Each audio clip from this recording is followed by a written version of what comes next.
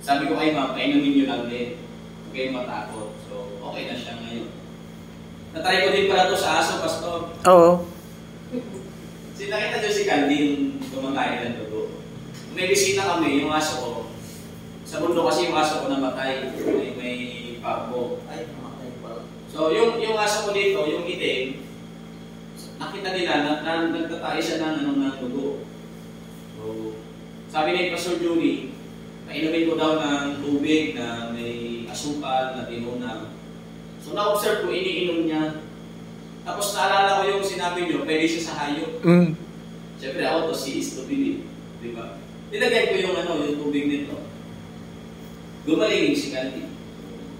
Nawala yung tae niya na dugo. 2 days lang yun na naranasan niya. So una, siyempre nakakain na yan. Diba? Pero si Candy na yata yung aso na hindi ko kaya kainin. Ewan ko lang pag namatay. Pero siyempre, mahilig kasi ako sa kamay aso. So, parang hindi ko siya kaya makita na nahihirapan. Kaya sinubukan ko din siya nito. So, effective siya. Yun yung aking experience dito. Kaya ako mapapansin nyo, ini-encourage ko talaga kayo. Minum dito. Kaya kapag may pupunta dito, may sakit.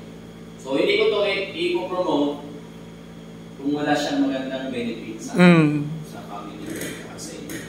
Sabi ko nga, hindi naman ito business ni Pastor. Ito ay ministry at para sa ating lahat. Yun na yung aking testimony dito. So, father ko naman, pinainom ko siya nito. Naalala ko sa Bicol.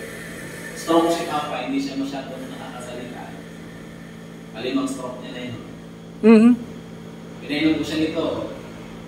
Nakakatayo-tayo siya. Tapos, nakakapagsalita. So, sa Saturday, makikita niyo yung Papa ko. Papunta siya dito. Painumin namin ito. Kaya nabila ko nito madami. Kung ano yung magiging resulta sa kanya. So, malaking bagay itong sakit para sa akin.